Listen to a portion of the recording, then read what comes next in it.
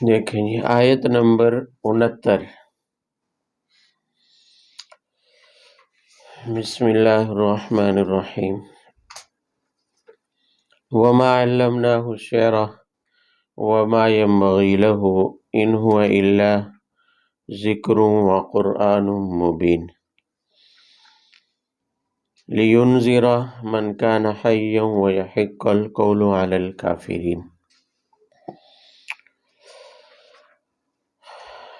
مضمون توحید ہی کا چل رہا ہے۔ اوپر والی آیات میں توحید کا بیان آیا ہے، درمیان میں یہ دو آیات مشرکین مکہ کے ایک اعتراض کے جواب میں ہے۔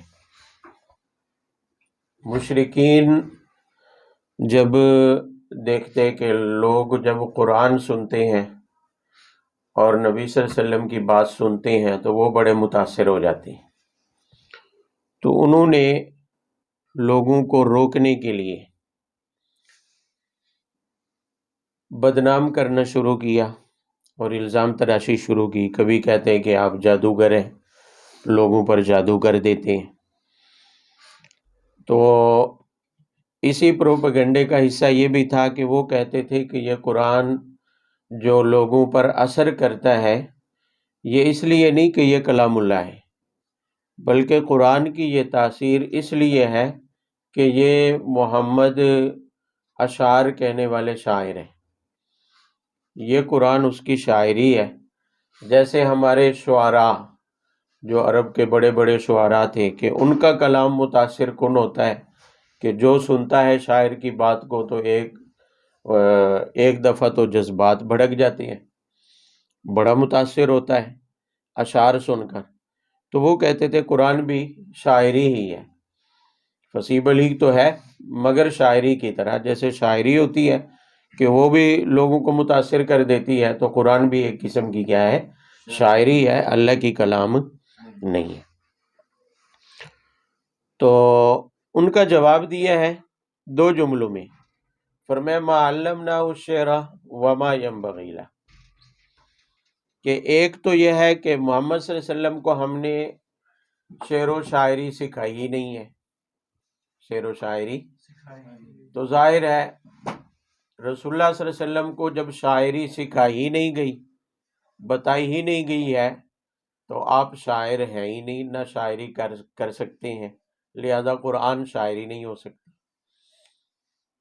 اگر مکہ میں کسی شاعر سے سیکھا ہو، لکھنا پڑھنا سیکھا ہو، تب تو الزام لگا سکتے ہیں، حالانکہ سارا مکہ جانتا تھا کہ آپ امی تھے، کسی سے بھی آپ نے پڑھا نہیں ہے، کسی شاعر کے پاس بیٹھ کر آپ نے شاعری سیکھی۔ اب ظاہر ہے جب کسی انسان سے شاعری نہیں سیکھی تو ایک ہی احتمال تھا کہ اللہ نے سکھائی ہو، قدرتی طور پر شاعری فطرت میں رکھی گئی ہو تو اللہ تعالیٰ نے نفی فرما دی کہ ہم نے نہ ان کے پیدائشی طور پر فطرت میں شاعری رکھی ہے، نہ ہی ہم نے ان کو شاعری سکھائی ہے، تو لہذا قرآن کیسے شاعری ہو سکتا ہے۔ اور دوسرا فرمایا کہ شاعری محمد کے مناسب بھی نہیں ہے، کیوں؟ اس لیے کہ آپ تو نبی ہیں، آپ تو کیا ہیں؟ اور نبی کی نبوت کی ذمہ داریوں کے شاعری میں مشغول ہونا یہ اس کے خلاف ہے، نامناسب ہے۔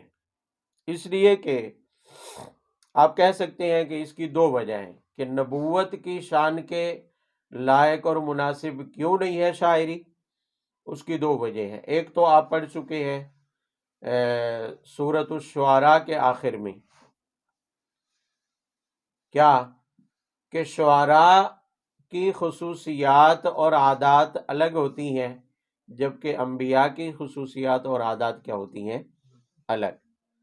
شعراء کی 3 صفات وہاں بیان کی ہیں سورۃ الشعراء کے آخر میں، شاعروں کی 3 صفات بیان کی ہیں، یاد تو ہوں گی آپ کو ماشاءاللہ۔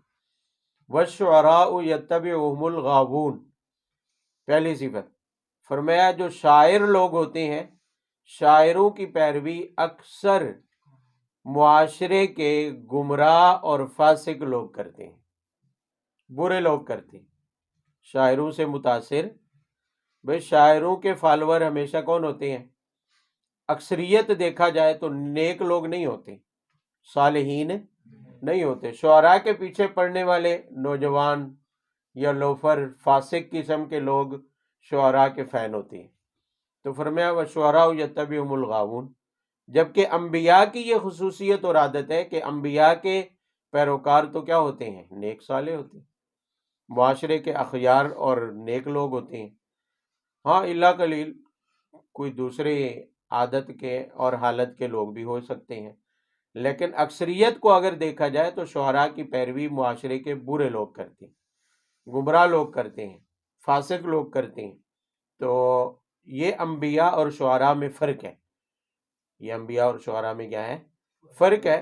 لہذا چونکہ آپ صلی اللہ علیہ وسلم نبی ہیں تو اس وجہ سے بھی شاعری آپ کے لیے مناسب نہیں ہے، کیونکہ شعراء کی پیروی تو برے لوگ کرتے ہیں، اخیار کرتے ہیں، اخیار نہیں کرتے بلکہ اشرار یعنی شریر اور برے لوگ کرتے ہیں، جبکہ یہاں انبیاء کی، آپ تو نبی ہیں اور نبی کی پیروی تو نیک لوگ کریں گے، معاشرے کے اچھے افراد کریں گے۔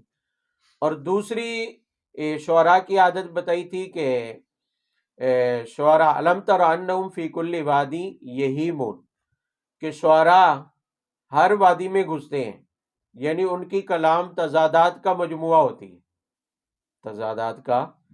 آج کسی چیز کی تعریف کر دی تو کل اسی کی برائی کر رہے ہوں گے، آج کسی کو محبوب قرار دے کر اس کی تعریفیں کر کے آسمان پر پہنچائیں گے، کل جب اس سے نفرت ہوگی تو اسے زمین پر لے آئیں گے۔ اور شعراء کی کلام میں بعض اوقات حکمت، نصیحت کی ایسی بلند ترین باتیں ہوتی ہیں کہ لگتا ہے کہ کہنے والے سے بڑا کوئی ولی اللہ نہیں ہے، اور دوسری طرف وہی شاعر ایسی گندگی بکتا ہے اشعار کے اندر کہ لگتا ہے کہ اس سے بڑا حرامی کوئی نہیں ہے، اس سے بڑا نکما کوئی نہیں ہے، کمینہ ترین بندہ کوئی نہیں، ایسا ہی لگے گا۔ تو شعراء کی کلام تضادات کا مجموعہ ہوتی ہے، یعنی ان میں متضاد باتیں جمع ہوتی ہیں۔ شعراء کی کلام میں متضاد باتیں، اور متضاد سے بڑھ کر یہ ہے کہ شعراء اکثر خیالی باتیں کہتے ہیں جن کا حقیقت سے کوئی تعلق نہیں ہوتا، جبکہ نبی جو کچھ کلام اللہ کی طرف سے لے کر آتے ہیں یا شریعت لے کر آتے ہیں وہ تضادات سے کیا ہے؟ ماورا ہے، وہ تضادات سے پاک ہے، اس لیے نبی کو شاعری مناسب نہیں ہے۔ اور تیسری وجہ وہاں یہ بیان کی ہے شعراء کی خصوصیات میں، تیسری خصوصیت یہ بیان کی ہے کہ انہم یقولون ما لا یفعلون، کہ وہ گفتار کے غازی ہوتے ہیں، کردار کے غازی، بس وہ صرف کہنے کی حد تک ہوتی ہیں ان کی باتیں، وہ خود عمل نہیں کرتے۔ نصیحت سے بھرپور باتیں ہوں گی مگر اپنی شاعری پر ان کا عمل نہیں ہوگا۔ بات سمجھ آ رہی ہے؟ اگر کسی نے پڑھے ہوں اپنے اردو کے شعراء ہی کسی نے پڑھ رکھے ہوں آپ میں سے تو جوش ملیح آبادی کو پڑھ لیں، اور مزید اگر اس کو پرکھنا ہو تو اس کی آپ بیتی پڑھ لیں، جوش ملیح آبادی کی، آج اس کی زیارت کر لینا جا کے، کہ آپ اس کی زندگی دیکھیں تو اچھی طرح نظر آئے گا کہ دنیا کا کمینہ ترین انسان تھا، اور اگر شاعری دیکھیں تو لگے گا واہ واہ، جو آپ نے اشعار تو ان کے عام پڑھے ہی ہوں گے، آپ بیتی ہی نہیں پڑھی ہوگی نا، سوانے نہیں پڑھی ہوگی، سوانے پڑھے تو ماشاءاللہ عجیب و غریب، ایسا کنجر اور ایسا حیا باختہ کہ آدھی سے زیادہ اس نے اپنی آپ بیتیوں کا حصہ زندگی کا وہ لکھا ہے جو اس نے حرام کے معاشقے کیے، حرام کے ناجائز معاشقوں کی داستانیں اس نے اپنی آپ بیتی میں لکھ ڈالی، اور کتے کی موت مرا ہے کراچی کی سڑکوں پر، آخر عمر میں کراچی میں آیا تھا، ہجرت کر کے جب پاکستان بنا تو کراچی کی سڑکوں پر بولا پاگل بن کے پھرتا رہتا تھا کراچی کی سڑکوں پر۔ تو بہرحال شعراء کردار کے غازی نہیں ہوتے بلکہ گفتار کے کیا ہوتے ہیں، یعنی جو کچھ وہ کہتے ہیں اکثر ان کا اس کے اوپر عمل، جبکہ نبی تو جو کچھ کہتے ہیں اس پر سب سے بڑے عمل کرنے والے ہوتے ہیں، سب سے پہلے عمل کرنے والے ہوتے ہیں، لہذا نبی کے مناسب شاعری نہیں ہے۔ ایک وجہ تو یہ ہے کہ نبی اور شاعر کی صفات، خصوصیات اور حالات میں کیا ہے؟ فرق ہے۔ تو عادات کے فرق کی وجہ سے فرمایا شاعری نبی کے مناسب نہیں ہے۔ اور شاعری نبی کے مناسب نہیں ہے، اس کی دوسری وجہ یہ ہو سکتی ہے کہ شاعری سے وقتی طور پر جذبات تو ابھرتے ہیں، جذبات تو بندے کے بن جاتے ہیں، لیکن وہ عارضی ہوتے ہیں۔ وہ کیا ہوتے ہیں؟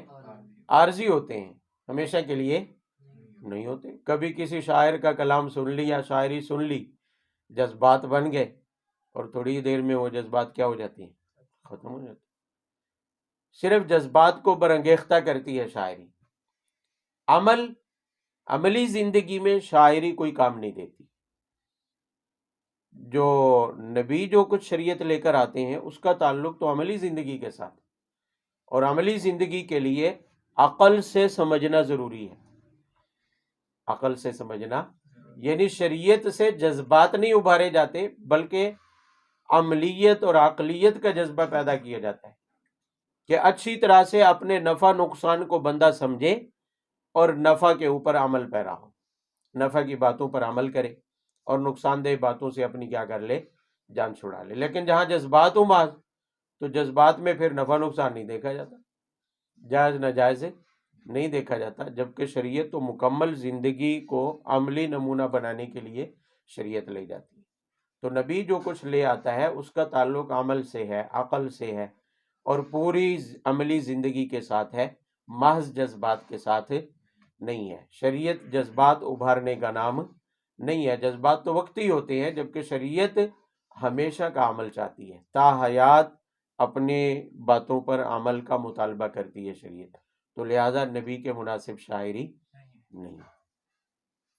اس سے بظاہر یہ بھی لگ رہا ہے کہ ما ینبغی لا، جب نبی کے مناسب نہیں ہے تو شاعری ہے ہی نکمی چیز، ہے ہی فضول چیز، لہذا کرنی ہی نہیں چاہیے، سرے سے کرنی ہی نہیں چاہیے سرے سے۔ بھئی نبی کی شان کے مناسب نہیں، کیونکہ نبوت کی ذمہ داریاں اور شاعری میں فرق ہے، مگر اس کا یہ مطلب بھی نہیں ہے کہ شاعری سرے سے بالکل ہے ہی حرام، ہے ہی ناجائز، ہے ہی ناجائز۔ ہاں، یہ سن کے سوال پیدا ہوتا ہے کہ ما ینبغی لا، جب نبی کے مناسب نہیں تو پھر ہمارے لیے کیا حکم ہے؟ ہمارے لیے کیا ہم اشعار کہہ سکتے ہیں؟ ہم شعر و شاعری کر سکتے ہیں؟ تو یاد رہے کہ اگر شرعی نقطہ نظر کو مختصر الفاظ میں کہیں تو یہ کہہ سکتے ہیں کہ اس کا دار و مدار اشعار کے معنی اور مقاصد پر ہے۔ معنی اور مقاصد یعنی جس مقصد کے لیے اشعار کہے گئے، اور اشعار کا معنی اور مفہوم کیا ہے۔ اگر یہ دونوں باتیں اچھی ہیں، مقصد بھی اچھا ہے اور معنی اور مفہوم بھی کیا ہے؟ اچھا ہے، تو وہ جائز ہے، اس کے مباح اور جائز ہونے میں کوئی شک نہیں۔ لیکن اگر مقصد برا ہے یا معنی اور مفہوم غلط ہے تو وہ کہنا جائز بھی نہیں ہے، وہ شاعری جائز بھی نہیں ہے۔ تفصیل میں جائے تو آپ کہہ سکتے ہیں کہ اگر شاعری کے ذریعے اللہ کی حمد بیان کی جائے، نبی کی صفت بیان کی جائے، تعریف بیان، دین کی حمایت بیان کی جائے، دین کے بارے میں، دین اسلام کے غلبے شان و شوکت کے بارے میں اگر اشعار کی صورت میں اظہار کیا جائے، اور دین کی اشاعت کے لیے شاعری کو ذریعہ بنایا جائے تو جائز ہے۔ لیکن اگر اس کے برعکس چلے جائیں کہ ایسی شاعری جس کے اندر نعوذ باللہ اللہ کی وحدانیت کا انکار ہو، شرکیہ باتیں ہوں، رسول اللہ صلی اللہ علیہ وسلم کی شان اقدس میں نازیبا بات کہی گئی ہو شاعری میں، یا کسی مسلمان کی عزت کے اوپر حملہ کیا گیا ہو شاعری کی صورت میں، کسی مسلمان کی شان کے خلاف کوئی بات کی گئی ہو اشعار میں، یا دین کے ثابت شدہ احکام کے خلاف شاعری میں کچھ کہا گیا ہو، دین کے ثابت شدہ احکام کے خلاف شاعری کے اندر کوئی بات کی گئی ہو، یا شاعری میں اپنی پاکیزگی کا اظہار کیا گیا ہو کہ ہم چوما ڈنگرے نے، کہ ہمارے جیسا تو کوئی نہیں ہے، اپنا فخر کا اظہار کرنے کے لیے فخریہ شاعری کہی جائے، اپنے آباء و اجداد کی تعریفوں میں زمین و آسمان ایک کر دیے جائیں، سمجھ آ رہی ہے؟ ایسی شاعری جائز نہیں ہے، ایسی شاعری جائز نہیں ہے، لہٰذا اچھے مقاصد کے لیے اچھے معنی اور مفہوم کے ساتھ شاعری کیا ہے؟ جائز۔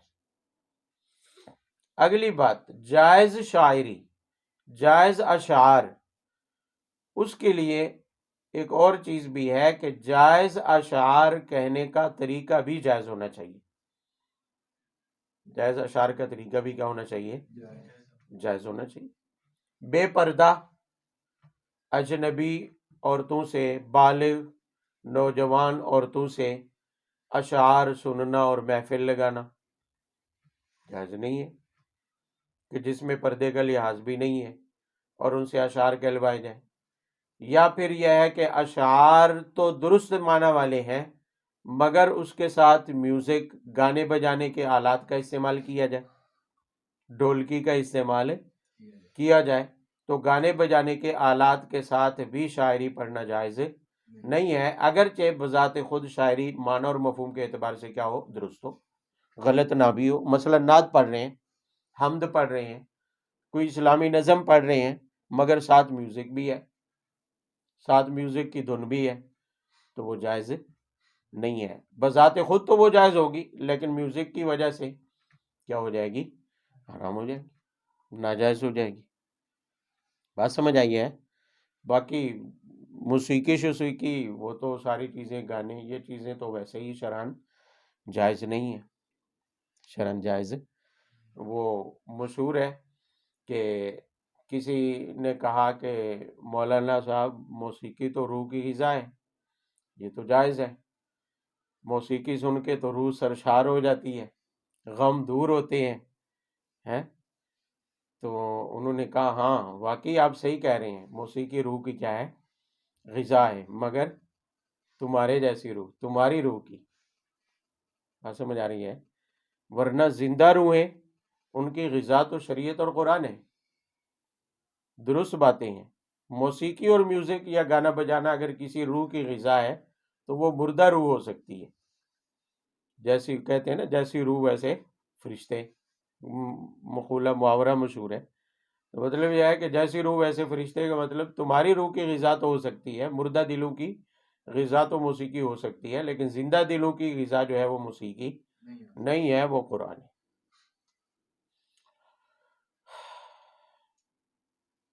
لِيُنذِرَ مَنْ كَانَ حَيًّا، دوسری آیت میں قرآن کے نزول کا مقصد بیان کیا ہے کہ فرمایا قرآن ان وَإِلَّا ذِكْرٌ وَقُرْآنٌ مُبِينٌ، نبی جو کچھ کہہ رہے ہیں یہ شاعری نہیں ہے اور شاعری نبی کے مناسب بھی نہیں ہے. ہاں یہ نصیحت ہے، قرآن ہے، نصیحت ہے اور قرآن ہے، یعنی اللہ تعالیٰ کی طرف سے کلام ہے، نصیحت کی باتیں ہیں، احکام شریعت ہیں اس میں، لیکن یہ شعر و شاعری نہیں ہے. اب اس کا مقصد کیا ہے؟ فرمایا تاکہ اس قرآن کے ذریعے آپ انہیں ڈرائیں جو زندہ ہیں، من کان حیا، جو کیا ہیں؟ زندہ ہیں. وَيَحِقَّ الْقَوْلُ عَلَى الْكَافِرِينَ، لیکن جو مردہ ہیں آپ انہیں نہ اس قرآن کے ذریعے نہیں ڈرا سکتے، ان کے لیے تو یہ قرآن صرف حجت ہے، ان کے لیے تو یہ قرآن کیا ہے؟ آپ اگر یوں کہیں، یعنی اس لفظ کو یحق القول علی الکافرین، کافرین کا اگر منفی معنی لیں تو کیا معنی بنتا ہے کافر کا؟ کہ جو قرآن کا منکر ہے، جو شریعت کا کیا ہے؟ منکر ہے، ذات باری تعالیٰ کا کیا ہے؟ منکر ہے، یا وحدانیت کا منکر ہے. تو فرمایا وہ تو ہے مردہ، وہ تو کیا ہے؟ لہذا قرآن زندوں کو ڈرانے کے لیے ہے، مردوں کو ڈرانے کے لیے نہیں. آپ سمجھ آ رہی ہے؟ ایک دوسری جگہ پر بھی یہ کہا گیا ہے کہ ما انت بمسمع من فی القبور، مشرکین کو قبر میں پڑے ہوئے مردوں سے تشبیہ دی گئی کہ آپ انہیں نہیں سنا سکتے. کیوں؟ اس لیے کہ آپ زندوں کو سنا سکتے ہیں، مردوں کو، اور جو مشرک اور کافر ہے وہ تو مردہ ہے. یہاں زندگی اور موت سے مراد روح کی زندگی ہے، دل کی زندگی ہے، کہ قرآن اثر اسی پر کرے گا جو قرآن کو دھیان سے سنے گا اور اس کا دل زندہ ہے. اور اس کا دل کیا ہے؟ بھئی قرآن پر دھیان تو وہی دے گا نا، من اتبع ذکر، کہ آپ انہیں ڈرائیں جو قرآن کی پیروی کریں، یعنی قرآن پر دھیان دے، قرآن پر.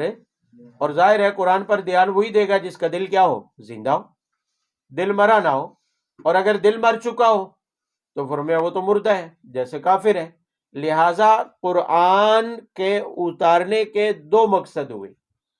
ایک مقصد کہ جو زندہ دل ہے جو قرآن کو توجہ سے اور دھیان سے سنیں گے ان کو تو آپ قرآن کے ذریعے کیا کریں گے؟ ڈرائیں گے کہ اللہ کی نافرمانی سے ڈرے، اللہ کی سزا سے کیا ہے؟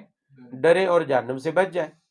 لیکن اگر قرآن کا مخاطب زندہ دل نہیں ہے، مردہ دل ہے، تو وہ دھیان سے سنے گا نہیں، تو لہذا قرآن کے ذریعے اسے ڈرانا ہی کیا ہے؟ فضول ہے۔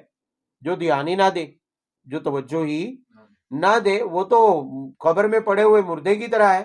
جیسے مردہ اگر تمہاری بات سن بھی لے تو اسے کوئی فائدہ ہونے والا، یا تمہاری کسی بات کو وہ قبول نہیں کر سکتا ہے، جواب نہیں دے سکتا ہے، اسی طرح فرمایا کافر بھی مردہ دل ہے، یہ آپ کی بات کا کوئی جواب یا نفع نہیں اٹھا سکتا ہے، لہٰذا کافر مردہ دل ہے۔ ان کے لیے قرآن اتارنے کا مقصد صرف ان پر اتمام حجت ہے، تاکہ کل قیامت والے دن یہ نہ کہہ سکیں کہ ہمارے پاس تو کوئی رہنمائی کرنے والی کتاب ہی نہیں آئی تھی، کوئی ہدایت اور رہنمائی کرنے والا نبی ہمارے پاس نہیں آیا تھا۔ تو قرآن کے مقصد دو ہوئے کہ زندہ دلوں کے لیے قرآن نذیر ہے، ڈرانے والا ہے اللہ کے عذاب سے، اور جو مردہ دل ہیں یعنی کافر ہیں جو دھیان سے قرآن کو نہیں سنتے، تو ان کے لیے قرآن انذار نہیں ہے، نذیر نہیں ہے، ڈرانے والا نہیں ہے، ان کے لیے نصیحت بھی نہیں ہے۔ قرآن ان کے لیے صرف اتمام حجت ہے، صرف کیا ہے؟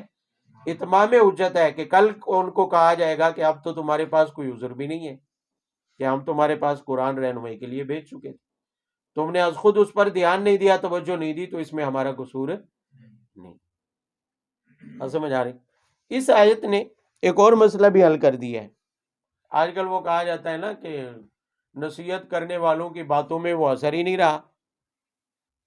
لوگ کہتے ہیں نا کہ پہلے علماء ہوتے تھے، پہلے ایسے بزرگ ہوتے تھے کہ جب وہ نصیحت کرتے، تقریر کرتے، تو ان کی بات میں بڑا اثر تھا، اس لیے لوگ بھی عمل کرتے تھے، لوگ بھی بات سنتے بھی تھے، عمل بھی کرتے تھے۔ لیکن آج مولویوں کی زبان میں اثر ہی نہیں ہے، اس لیے لوگ یا تو سنتے نہیں ہیں، سنتے ہیں تو عمل نہیں کرتے۔ ویسے اگر دیکھا جائے تو کتنا بڑا اعتراض ہے، یہ بات بہت دور تک جائے گی۔ بعض انبیاء ایسے بھی ہیں جن کی بات پر ایمان لانے والا نہیں تھا، تو وہاں کیا کہیں گے کہ نبی کی بات میں تاثیر نہیں تھی؟ وہاں کیا کہیں گے کہ نبی کی بات میں تاثیر؟ نوح علیہ السلام 1000 سال تک کیا کرتے رہے؟ 950 سال تبلیغ کرتے رہے، ان کی بات میں تاثیر نہیں تھی کہ صرف 40 لوگ مسلمان ہوئے، اور ایک روایت میں 80 لوگ 1000 سال میں اگر مسلمان ہوں تو اگر زیادہ بھی کرے تو 6 مہینے میں ایک بندہ ہوگا، 6 ماہ بعد یا 6 سال بعد ایک بندہ کیا ہوگا؟ ایسی ترتیب بنے گی کہ 1000 سالوں میں سے صرف 40 یا 80 لوگ مسلمان ہوئے، تو کیا ان کی بات میں تاثیر نہیں تھی کہ لوگ ان کی بات نہیں سنتے تھے، ان کی نصیحتوں میں اثر نہیں تھا؟ ایسی بات نہیں ہے۔ بات یہ ہے، بات کہ جن کے دل زندہ ہے ان پر آج بھی اثر ہوتا ہے، قرآن آج بھی اثر کرتا ہے، چاہے سنانے والا کوئی بھی ہو، سنانے والا نصیحت آج بھی اثر کرتی ہے، مگر جن کے دل کیا ہوتے ہیں؟ زندہ، اس لیے کہ وہی توجہ سے سنتے ہیں۔ جن کے دل ہی مردہ ہے، جن کے دل ہی کیا ہے؟ مردہ ہے، تو وہ دھیان ہی نہیں دیتا۔ جب دھیان نہیں دے گا تو اثر کیا کرنا ہے؟ نصیحت نے اثر کیا کرنا ہے؟ بھئی برتن الٹا رکھا ہوا اور اس میں پانی ڈالتے چلے جاؤ تو جائے گا اس میں؟ یا برتن پہلے سے بھرا ہوا اور بھرے ہوئے برتن کو پھر بھرنا؟ یہ تو کسی کا باپ بھی نہیں کر سکتا ہے، کوئی کر سکتا ہے سوائے اللہ تعالیٰ کے کہ بھرے ہوئے برتن کو بھر دے، کوئی معجزہ ظاہر ہو جائے کہ برتن ہی بڑھ جائے، ورنہ بھرے ہوئے برتن کو تو کوئی نہیں بھر سکتا ہے۔ تو دنیا جہان کی ہر گندگی سے اگر دل اور دماغ کے برتن کو پہلے سے بھرا ہوا ہو تو پھر نصیحت کرنے والے کی بات کہاں جائے گی؟ وہ تو اوپر سے گزرے گی۔ نہ دماغ میں جگہ ہے، نہ دل میں اس کی کیا ہے؟ دل اور دماغ میں تو دنیا بھری ہوئی ہے، دنیا جہان کی باقی خباثیں بھری ہوئی ہیں دل اور دماغ میں۔ ایک مولوی کا بات کا کیا اثر ہوگا؟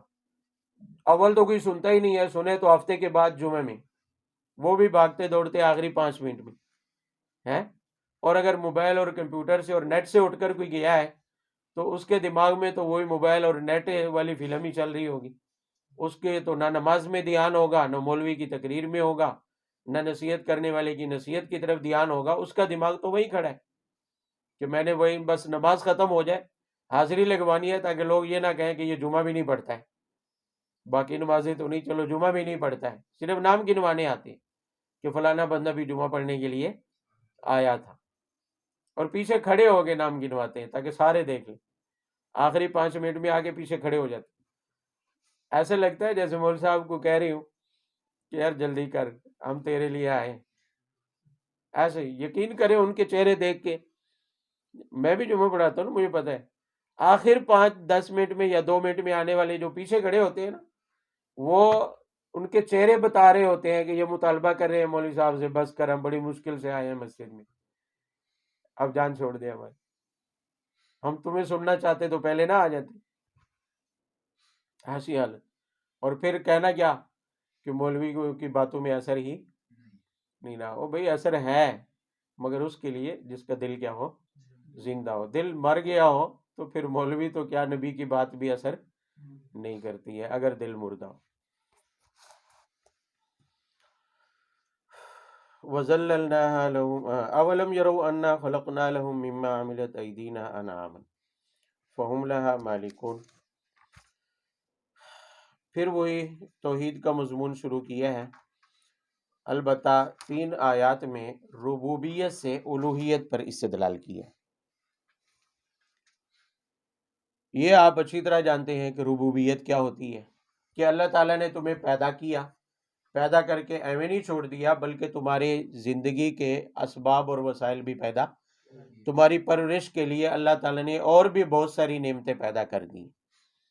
چند نعمتیں گنوائی ہیں. پہلی نعمت فرمایا کہ ایک ہی چیز تم دیکھ لو کہ انا خلقنا لہم مما عملت ایدینا انعاما، کہ ہم نے تمہارے لیے چوپائے بنائے، چوپائے پیدا کیے، جانور پیدا کیے، لیکن صرف تمہارے لیے.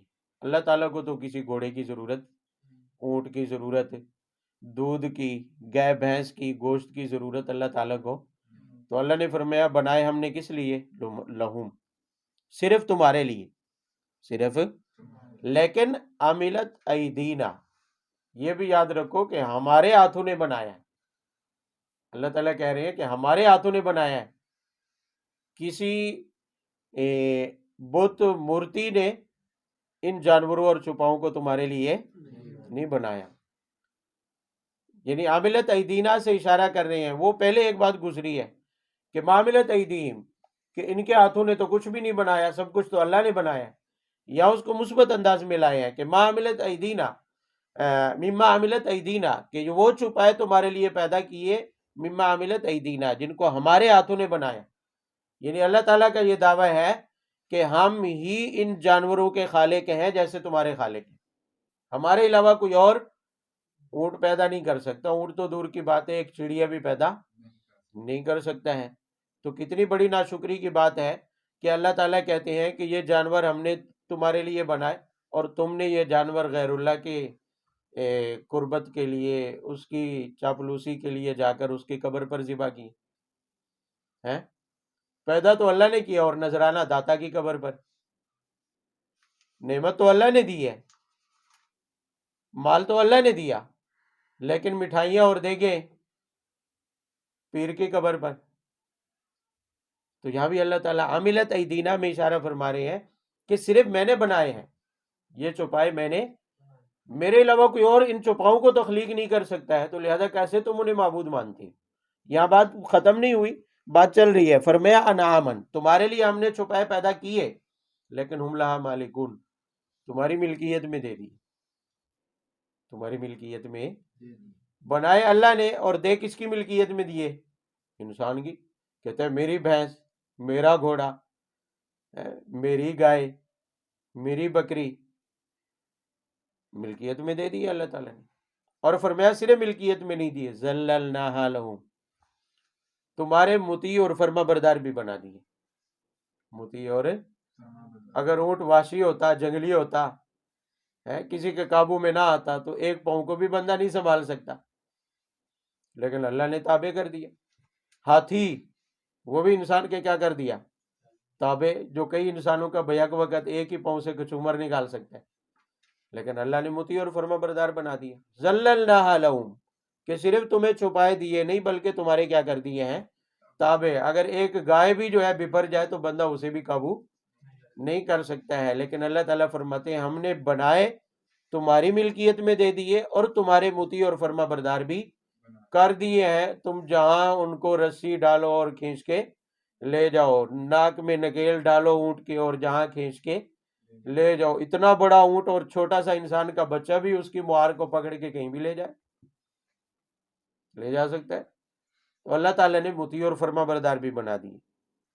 فرمایا پھر اسی پر بس نہیں، میناروں کو وہ ان جانوروں میں سے کچھ تو وہ ہیں جن پر تم کیا کرتے ہو؟ سواری. جن پر تم کیا کرتے ہو؟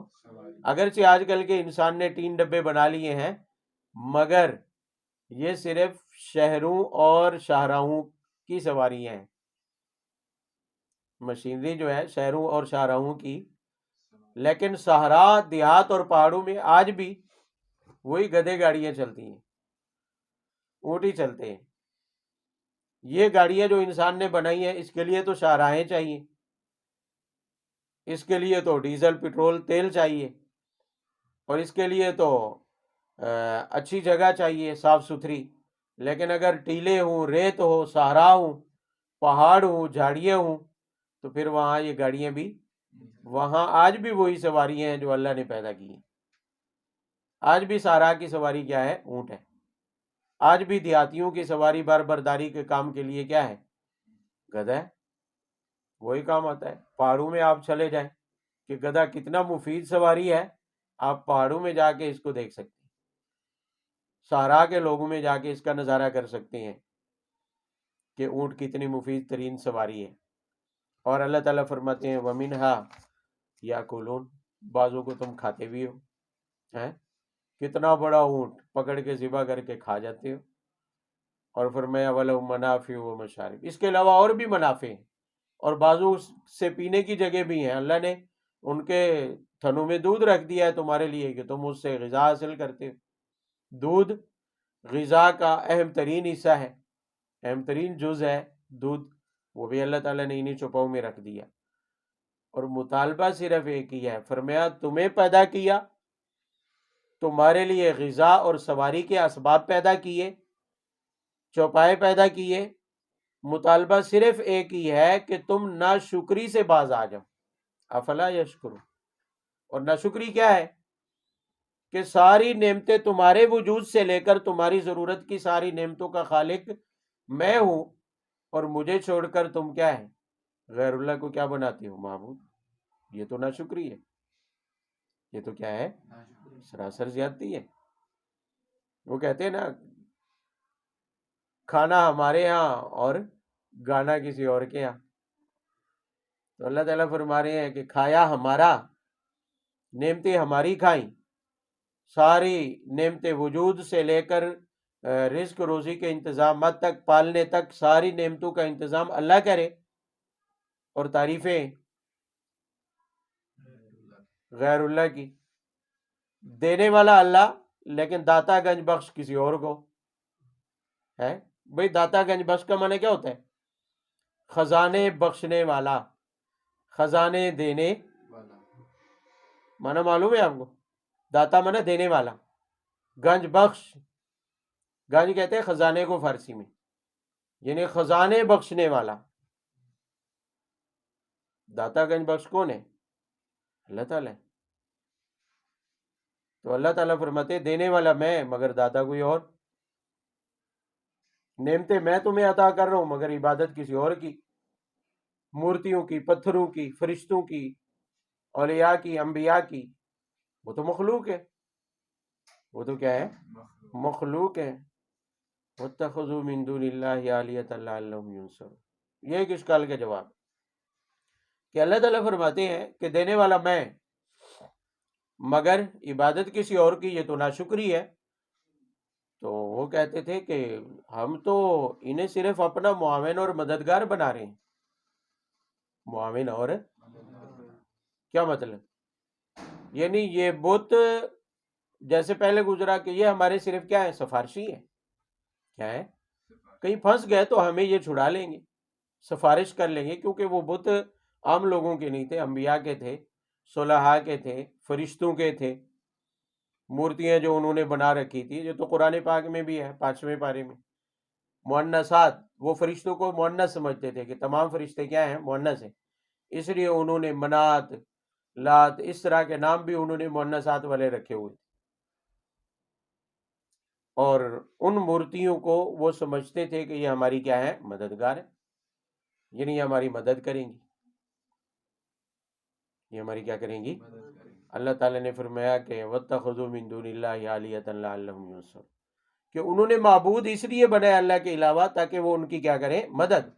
لا يستطيعون نصرهم، فرمایا وہ مدد نہیں کر سکتے، وہ مدد تو دور کی بات ہے، ہم لہم جندم محضرون، جن کی یہ مورتیاں بنائی ہوئی ہیں وہ بھی کل قیامت کے دن اللہ کے حضور ہاتھ باندھے کھڑے ہوں گے، اور حساب و کتاب کے لیے وہ بھی جمع ہوں گے ان کے ساتھ۔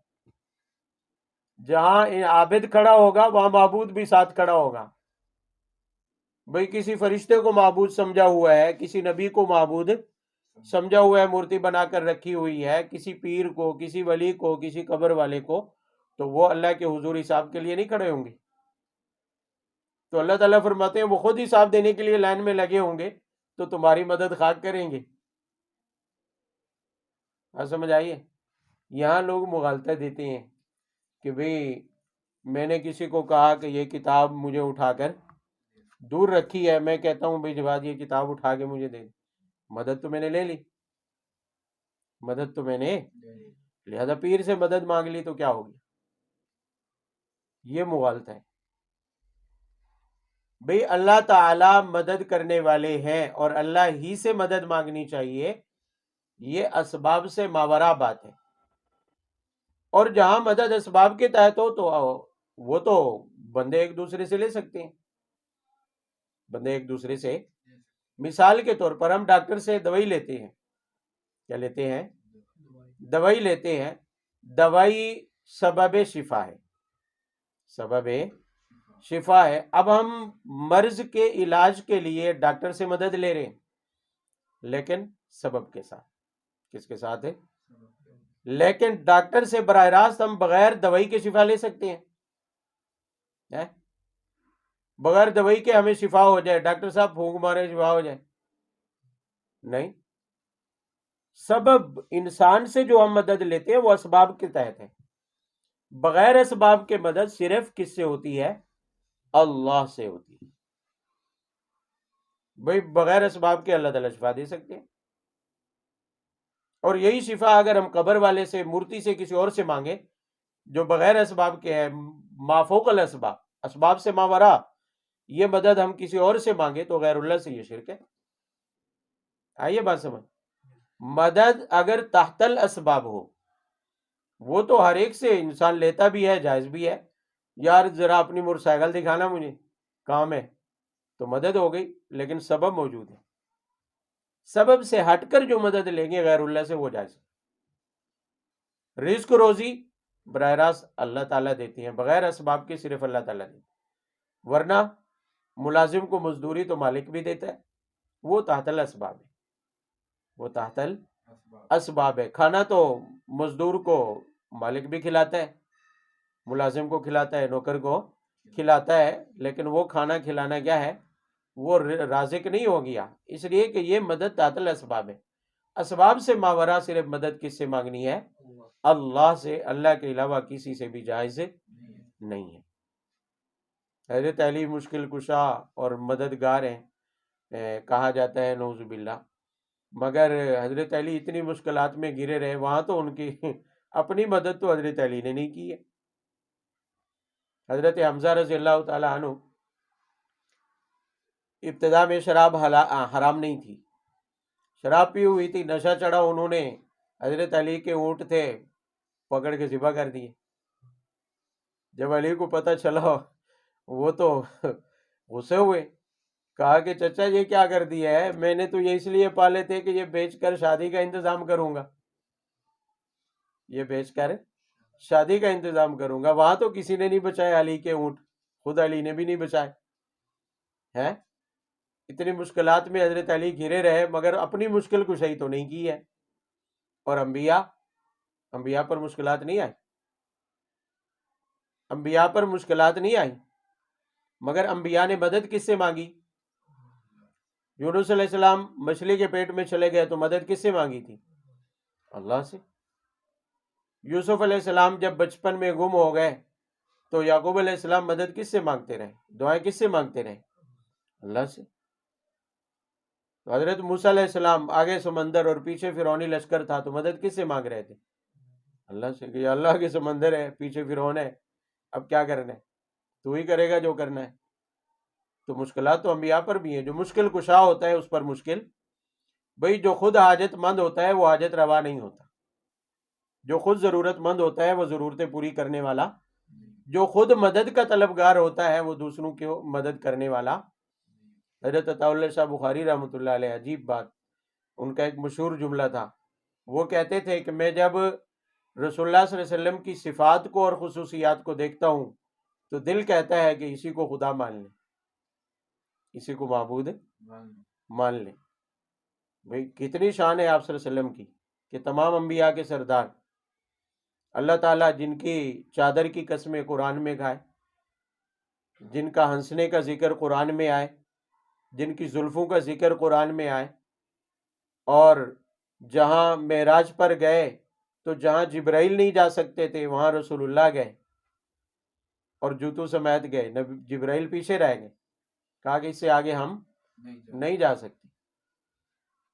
جن کی اتنی شان کہ اللہ تعالیٰ کے بعد ساری انسانیت اور کائنات میں سب سے افضل ترین ہستی. تو عطا اللہ شاہ بخاری کہتے ہیں جب میں آپ کی شان اور فضیلتوں کو دیکھتا ہوں اور اس بلند شان کو دیکھتا ہوں تو دل کرتا ہے یہیں سر جھکا دوں، مگر جب میں نبی آخر الزمان کو دیکھتا ہوں کہ وہ بھی کسی اور کے آگے ہاتھ اٹھائے ہوئے اور مکہ کی مدینہ کی پتھریلی زمین پر سر سجدے میں رکھ کے کسی اور ذات سے مانگ رہا ہے تو دل کہتا ہے نہیں عطا اللہ، یہ معبود نہیں ہے، یہ تو عابد ہے، یہ خود کسی اور سے مانگ رہے ہیں، یہ خود کسی اور سے مانگ رہے ہیں. تو جب نبی کسی اور سے مانگ رہے ہیں تو ہم نبی کے علاوہ اللہ کے علاوہ کسی اور سے کیسے مانگ سکتے ہیں؟ جب نبی کی حاجت روائی اللہ کے علاوہ کوئی نہیں کر سکتا ہے تو پھر ہماری حاجت روائی اللہ کے علاوہ کون کرے گا؟ تو حاجت روا صرف کون ہے؟ اللہ. اور ایاک نعبد و ایاک نستعین میں یہی سمجھایا گیا کہ ایاک نستعین، ہم تجھی سے کیا کرتے ہیں. مگر یہاں ایک چیز اور بھی یاد رہے کہ توحید یہ تو ہے عقلی، جس کو عقیدہ کہتے ہیں. میں عقل سے، دل اور دماغ سے یہ مانتا ہوں کہ اللہ تعالیٰ کیا ہے؟ ایک ہے، مختار کل ہے، اس کے علاوہ کوئی مددگار نہیں ہے. لیکن توحید یہاں پر رکتی نہیں ہے، توحید کا تعلق دل تک ہے، عمل تک ہے. توحید کا تعلق عمل تک ہے. بھئی یہ تو ہے عقلی توحید جو ایمانیات کا حصہ ہے، عقیدے کا حصہ ہے. اور عقیدے کا تعلق صرف کس سے ہوتا ہے؟ دل اور دماغ سے، یقین سے ہوتا ہے کہ یہ یقین رکھنا کہ اللہ ایک ہے، اللہ ہی مدد کرنے والا ہے. لیکن عملی طور پر اگر یہ چیز دل پر حاوی نہیں ہے تو وہ موحد نہیں ہے، وہ موحد نہیں ہے. یہ چیز بار بار مجاہدے سے، مشقت سے، محنت سے اور توجہ سے آتی ہے. میں آسان لفظوں میں یہ سمجھا دیتا ہوں کہ ہم نے پڑھا لا الہ الا اللہ، یہ توحید کا اقرار ہے کہ اللہ ہے، اللہ کے علاوہ کوئی اور معبود بھی وہی ہے، مختار کل بھی. یہ سب لا الہ میں آ گیا کہ ہم نے اللہ کی وحدانیت تمام صفات سمیت تسلیم کر لی. یہ عقلی ہے، اس کا تعلق یقین کے ساتھ ہے، ذہن کے ساتھ ہے، ایمانیات کا حصہ ہے. مگر توحید عملی یہ ہے کہ جب میں نے یہ یقین کر لیا کہ اللہ ہی میرا معبود اور رب ہے اور اسی کا حکم چلے گا، اسی کا حکم چلے گا، تو میرے دل پر بھی یہ بات حاوی ہو کہ جب حکم آئے تو میں اس حکم کے آگے کیا ہے؟ جھکا پڑا ہوں. ادھر حیا علی الصلاح کی صدا آئے تو میں نماز کے لیے جا رہا ہوں. میرے پاس اتنا مال آ جائے کہ میں زکوٰۃ دے سکتا ہوں تو آت الزکاہ کا حکم میرے دل پر پہلے سے حاوی ہو کہ جب اتنا مالدار ہو جاؤ تو 2.5% زکوٰۃ نکالنا شروع ہو جاؤ، اور مزید میرے پاس تھوڑا سا مال بڑھے تو سب کچھ چھوڑ چھاڑ کے مکہ حاضر ہو جاؤ حج کے لیے۔ اور اگر رمضان کا مہینہ آئے تو پہلے سے اللہ کی وحدانیت میرے دل پر چھائی ہوئی ہو کہ اس کا حکم ہے، لہذا روزہ ہی روزہ ہے۔ اسے توحید کہتے ہیں، یعنی توحید عملی یہ ہے کہ اس ذات کا کوئی بھی حکم سامنے آئے تو عمل کیے بغیر نہ رہے بندہ، یہ عملی توحید ہے۔ ورنہ صرف عقیدے اور یقین کی حد تک تو وہ رہے گا، عملی طور پر موحد نہیں۔ آج بہت سارے لوگ توحید کے دعوے کرتے ہیں، توحید کی باتیں بھی کرتے ہیں، توحید کے لیکچر بھی دیتے ہیں، مگر عمل سے کیا ہوتے ہیں؟ خالی۔ تو وہ موحد نہیں ہے حقیقی، بس وہ ذہنی عقلی موحد ہے، ذہن کی حد تک کیا ہے؟ موحد کہہ سکتے ہیں، مگر عملی طور پر موحد وہی ہے جو اللہ تعالیٰ کے احکامات کے آگے باقی سب کو چھوڑ دے، باقی سب کچھ ایک طرف رکھ دے، کہ جب شریعت کا حکم آئے تو بس میری ذمہ داری ہے، میں نے تو اللہ کو ایک مانا ہے، اللہ ہی کا حکم ماننا ہے میں نے، تو پھر اسی کو مانے، نہ دنیا کو مانے، نہ مال کو مانے، نہ اولاد کو مانے، نہ بیوی بچوں کو مانے، کسی چیز کو، باقی ہر چیز ایک طرف چھوڑ دے۔ اس لیے کہ مقاصد شریعت میں جو آخری درجہ ہے وہ یہی ہے کہ شریعت کی دین کی حفاظت میں آخری درجہ جان بھی قربان کرنا ہے۔ مال، اولاد، عزت، آبرو، یہ ساری وہ چیزیں ہیں جو انسان کو پیاری ہوتی ہیں، درجہ بدرجہ ان سب کو قربان کرنا ہے، کس کے اوپر؟ دین کے اوپر۔ یہی توحید ہے، یہی کیا ہے؟ توحید ہے۔ حضرت صہیب رومی رضی اللہ تعالیٰ عنہ مکہ سے ہجرت کر رہے ہیں، مکہ سے نکلنے لگے تو مشرکین آگے کدھر جاتے ہیں؟ پکڑے گئے تو صہیب نے تلوار نکال لی، تیر نکال لی، تیر کمان نکالی، اور کہا مشرکین کو کہ تم اچھی طرح جانتے ہو کہ اس ایریا میں مجھ سے بڑا تیر انداز کوئی نہیں ہے، میرے پاس جتنے تیر ہیں جب تک آخری تیر ختم نہیں ہو جاتا تو میں تمہارا ایک ایک کر کے بندہ گراؤں گا۔ ہاں ایک سودا ہے، پیشکش ہے، اگر وہ کر لو تو وہ کیا ہے؟ کہا کہ میرا جتنا بھی مال ہے وہ سب تم لے لو، وہ سب تم لے لو، جو میں نے اٹھایا ہوا ہے یا مکہ میں پڑا ہے وہ سب تمہارا، صرف مجھے مدینہ میں جانے دو، صرف مجھے مدینہ میں جانے دو۔ چنانچہ انہوں نے یہ سودا منظور کر لیا، دیکھا کہ جتنے تیر ہیں بندے تو مریں گے، اور اس سے بڑا واقعی تیر انداز کوئی نہیں ہے، روم کے تھے اور بہترین تیر انداز تھے صحابہ کرام میں، تو سب کچھ چھوڑ چھاڑ کے مدینہ میں چلے گئے، اس لیے کہ وہ ہجرت لازم تھی ایمان کے لیے۔ تو دین پر سب کچھ صہیب رومی نے کیا کیا؟ قربان۔ اور اللہ تعالیٰ نے دوسرے پارے میں سورہ بقرہ میں ان کی تعریف فرمائی کہ انہوں نے دین کے لیے اپنا سب کچھ کیا کر دیا؟ بیچ ڈالا۔ تو یہی توحید کا تقاضا ہے، عملی توحید اسی کو کہتے ہیں کہ دین اور شریعت کا حکم سامنے ہو تو پھر باقی سب کچھ بندہ بھول جائے، اپنی ذاتی خواہشات سب کچھ بندہ ایک طرف کر کے شریعت اور دین کے تقاضے پر کیا ہو جائے؟ عمل پیرا ہو جائے، اسی کو توحید کہتے ہیں۔ لیکن یہ توحید ابھی تک کسی کو نہیں آتی، جو بھی بیٹھتا ہے بس اسی پر کہ قل هو اللہ احد، اللہ وحدہ لا شریک ہے، پھر بیٹھتے ہیں صفات کے اوپر باتیں کرنے، ایک دوسرے کے خلاف دلائل، اختلاف، یہ وہ چیلنج، مناظرے، بحث مباحثے، مگر عملی توحید پر کوئی بھی نہیں آتا۔ اصل تو عملی توحید ہے۔